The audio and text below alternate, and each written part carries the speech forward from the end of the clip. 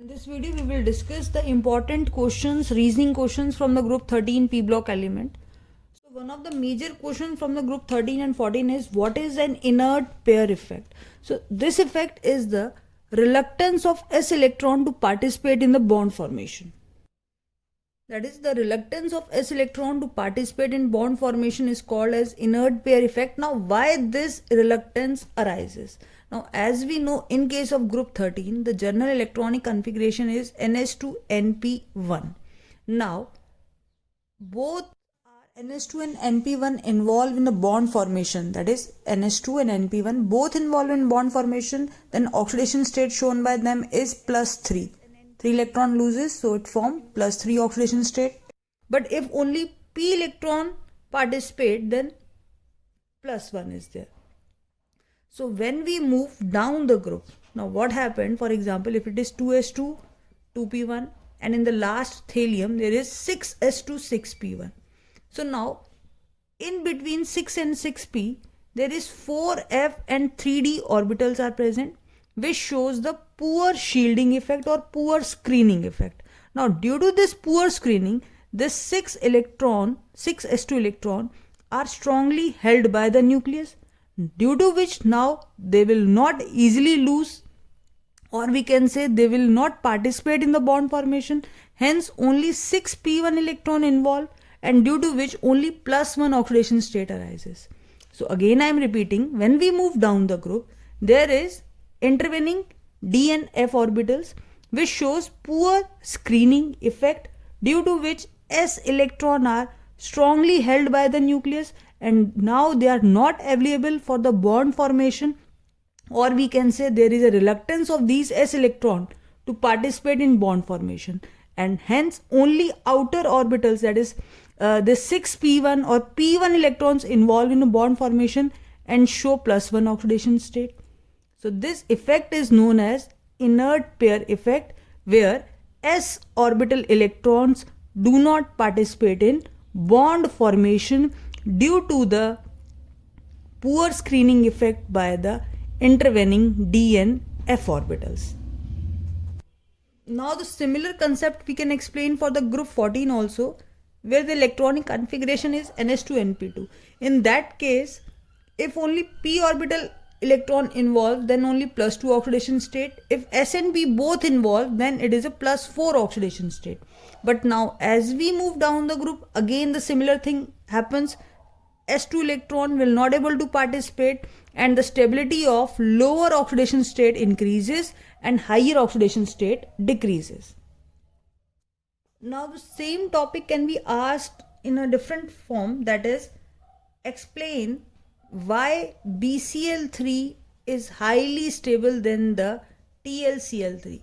So again similar question is different, but answer is the same. So in case of BCl3, it is B is +3 oxidation state and Tl is +3. So now we have to explain why boron +3 is more stable than the +3 oxidation state. So in case of boron, it is 2s2, 2p1, whereas in this case it is 6s2, 6p1.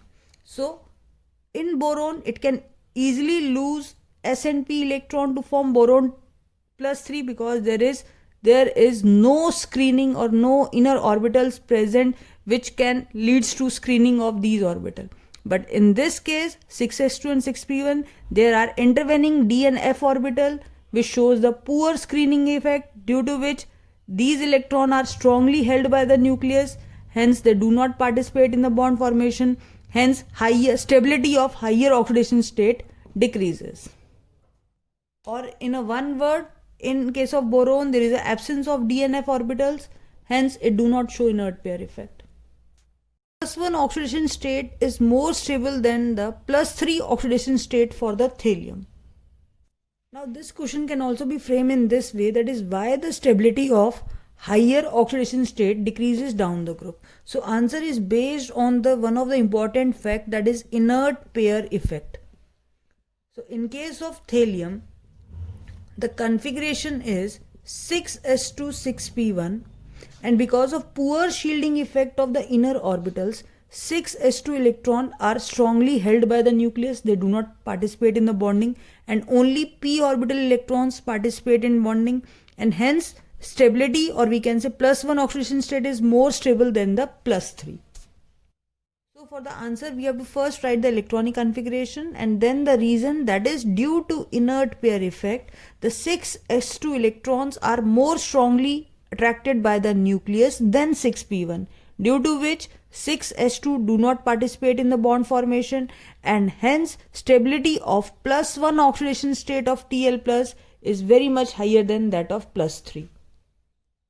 Now the next question is, INCl undergoes disproportionation but TiCl does not. Now disproportionation meaning when the same substance undergo oxidation and reduction. Now this question is also based on concept of inert pair effect, because indium and thallium both can show the oxidation state of +1 and +3, but in this case this is not at all stable because of inert pair effect, and thallium can only exist in +1 oxidation state. So we can say thallium does not undergoes the self reduction and oxidation. This reaction will not take place. But in aqueous solution, in case of indium, +3 oxidation state is more stable. So now, if it is indium is in +1 oxidation state, it easily undergoes self-oxidation and self-reduction. This is the reduction part when it is changes to +1 to 0. This is the oxidation part. So indium can easily undergo self-reduction and oxidation because +3 here is more stable instead of +1. So when INCl or TiCl both exist, then INCl undergoes easily disproportionation because +3 is more stable than the +1, whereas TiCl does not, because in case of Ti, +3 not at all stable. Now next question, what are the electron deficient compound? So as we have done in the chemical bonding chapter in the octet rule, what are the electron deficient when the outermost octet is not complete or it contains less than 8 electron? So we can say electron deficient compound are those species in which the central atom has incomplete octet. Now for example, we can say boron compounds are electron deficient compound. For example, boron can easily form BF3. So in case of BF3, boron has a 3 electron in the outermost shell and it form these 3 bond. So almost 6 electron is there, but outermost electron must contain 8. So it is an electron deficient compound because its outermost shell is incomplete. So now question can be framed in this way, why boron form an electron deficient compound? Because boron has only 3 electron in the valence shell which it can share with the other atoms, and hence its outermost shell is incomplete because it does not contain 8 electron, hence it is an electron deficient compound. Now one more definition is there, but now there are some compounds which have 8 electron in their valence shell, but then also they are electron deficient. So now definition changes that those species which have 8 electrons in the valence shell but can expand their covalency beyond 4 due to presence of d orbital. Now what, for example, in case of silicon which has 4 electron in the outermost shell, it forms SiF4 and it seems to be electron precise because 8 electron in the outermost shell, but then also it acts as an electron deficient compound. Why? Because silicon contain d orbitals and it can easily expand its octet, or we can say expand its covalency to 6. For example, it can gain 2 electrons from the fluorine atom and it form SiF6 2-. So here covalency is 4 and now it is changes to 6. Now what do you mean by the covalency? Number of bond formed by the silicon. Here 4 bonds are formed, here 6 bonds are formed. So initially which seems to be electron precise, but if that compound has tendency to expand its covalency, then those species can act as electron deficient compound. So we can say SiF4 is an electron deficient compound because it can easily expand its covalency from SiF4 to SiF6 2-. So this is the second definition of the electron deficient compound, that in other cases when we observe that their outermost octet is incomplete, they are considered as an electron deficient. There are some compound where outermost octet is complete, but they have tendency to expand its octet or change its covalency. They are also considered as an electron deficient compound. Now there are one more example, but as we know, chemistry is full of exceptional cases, so we are considered SiF4 as an electron deficient compound, but not SiCl4y. That is, SiF4 can easily form SiF6 2-, but SiCl4 does not form SiCl6 2-y. This is the second question from the similar topic. So as we know, the central metal atom in both the cases is silicon, and both of them possess the d orbital. Then why it forms F6 but not Cl6y? So there are two basic points. The first thing is the size of fluorine atom is very much smaller than the Cl atom. So the first point is, because of smaller size of fluorine atom, silicon can easily accommodate the 6 fluorine atom, whereas in case of Cl the size is bigger and silicon is not able to accommodate those 6 Cl atom because of steric hindrance. Now the second important point, in case of fluorine and the silicon, the bond is between, we can say, 3d and 2p orbitals, because 2p of fluorine is donating electron to the 3d orbitals of the silicon, whereas in case of Cl, 3p orbital is donating electron to the 3d orbitals. So because of its smaller size, interaction between these two orbitals is stronger than comparison to these. So now the electron deficient question can also be framed in this way, that is why BCl3 and AlCl3 act as an Lewis acid. What are Lewis acid? Those substances which can accept a lone pair of electron. Now in case of BCl3 and AlCl3, the valence electron can contain only 6 electrons in the outermost shell.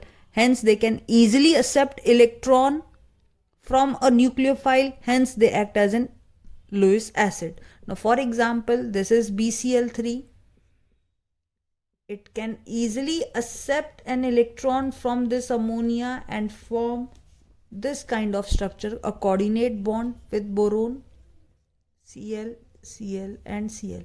Hence BCl3 is an electron deficient compound, or we can say it behave as an Lewis acid. Now the next question, consider a compound of BCl3 and CCl4. How will they behave with water? Or another question can be framed that what is the hydrolysis product of CCl4 and SiCl4? In case of BCl3, it has only 6 electrons in the valence shell and it acts as an electron deficient compound. We have already discussed this is number of times here. Now, so that it can easily, it is an electron deficient, it can easily accept a lone pair from the water molecule and it hydrolyzes to form the boric acid H3BO3 and 3HCl. So in this case, hydrolysis is possible. Why? Because it is an electron deficient compound and it can easily accept lone pair from the water molecule. Now what happened in case of CCl4? CCl4 already have 8 electrons in the outermost shell and it does not contain a d orbital in which it can accept the lone pair from the water molecule. In other words, we can say CCl4 does not react with water or it remain immiscible with water. This is an electron deficient, this one is electron precise. We can say 8 electron in the outermost shell completely filled, absence of d orbitals, so it has no tendency to accept a pair of electron from the water molecule. Hence it remain immiscible with water, that is it does not react with water. But on the contrary, if we discuss about what happened when SiCl4 is treated with water, then yes, it hydrolyzed with water. Now why it hydrolyzed with water? In this case, this can expand its octets because there is presence of d orbital which can accept electron from the water molecule and it undergoes hydrolysis. So this is the reaction. So from the same topic, 3 to 4 different type of questions can be framed. First point, that BCl3 is electron deficient. Yes, it can react with water and form this boric acid, and hence we can say it is hydrolyzed with water. But CCl4 does not. Why CCl4 does not? Because its outermost shell is completely filled. It has no tendency to accept an electron from the water molecule. Hence, it remain immiscible with water. This is comparison between BCl3 and CCl4. Now, if we compare, what is the relation, or we can say reaction of water with CCl4 and SiCl4? So in CCl4 it remain immiscible, but in case of silicon Cl4 it easily hydrolyzed to form this hydroxide. And what is the reason behind it? Because silicon contain d orbital which can easily accept the lone pair from the water molecule and give this hydrolysis product. Now the next question, BCl3 is a monomer and AlCl3 exists as a dimer. Both are electron deficient, but it exists as a monomer and it exists as a dimer. Why? So the answer is boron, because of its small size, unable to accommodate 4 large size halogen. Yes, it can accommodate 4 fluorine atom, but it cannot accommodate 4 chlorine atom because of bigger size of fluorine and smaller size of boron. So the first point is boron is small in size, unable to accommodate the 4 large size halogen atom, and Al is bigger in size, can easily accommodate 4 big size Cl atom. Now we know that AlCl3, it has a 3 electron in the outermost shell and it forms, we can say, this kind of structure, and we know that chlorine has a lone pair. Now one more molecule of Cl, it is again having 3 Cl atom here, 1, 2 and 3. Now what is the common point here? This lone pair, it can easily donate to form this coordinate bond here. This lone pair easily accommodate to form a coordinate bond. So due to which electron deficiency is covered up. Now Al contain 4 Cl surrounding and 8 electron in the outermost shell. This Al also. So dimeric structure exists which complete its octets, or we can say complete its deficiency. Hence AlCl3 exists as Al2Cl6. Whereas in case of boron, boron is of small size. It cannot accommodate 4 Cl atom at the same time. This is an important point. I am again repeating. AlCl3, aluminium generally form a 3 bond, just like this kind of structure. Now with another Cl, this is a structure.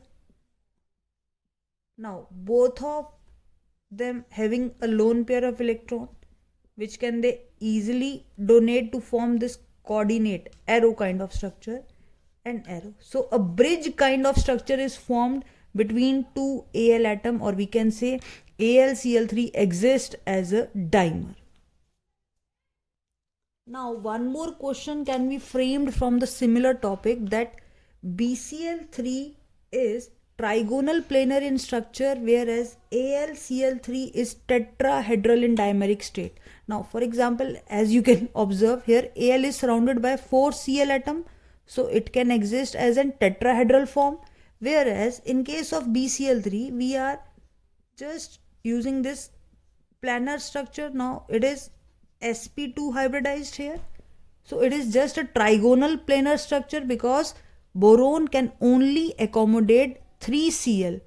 In case of chlorine, it cannot accommodate 4 large size halogen atom, so it can exist only as BCl3, a monomeric unit.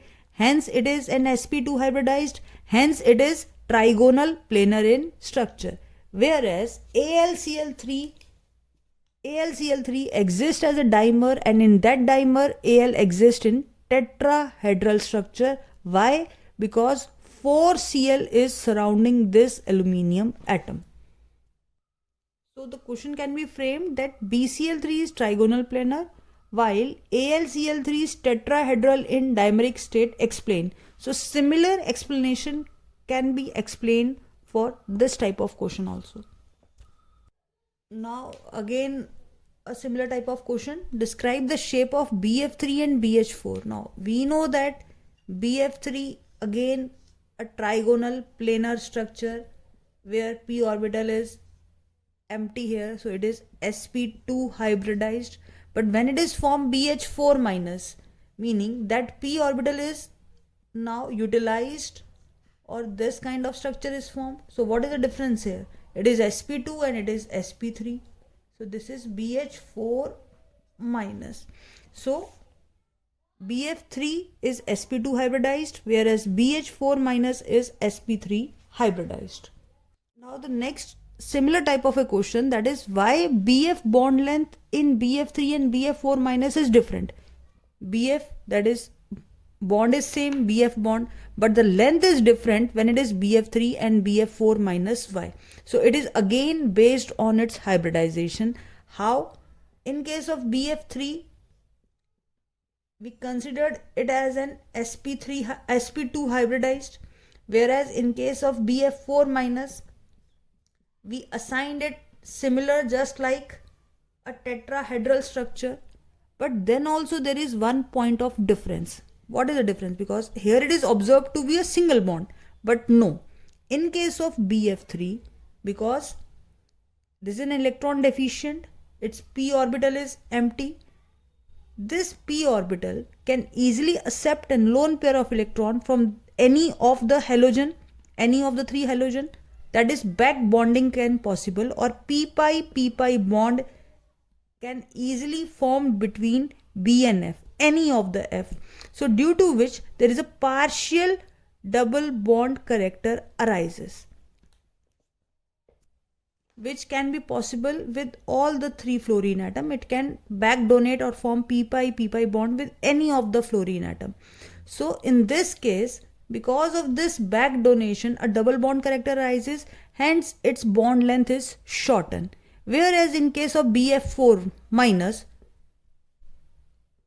it is not an electron deficient compound. It has no tendency to form any of the back bond, p-pi bond with the fluorine. So all four bonds are the single and of the same length, that is 143 picometer. Whereas in case of BF3, partial double bond arises. Why it arises? Because it is an electron deficient. This contain, all the three halogen contain the lone pair. They can easily back donate to form p-pi bond, due to which partial double bond character arises and hence bond length decreases.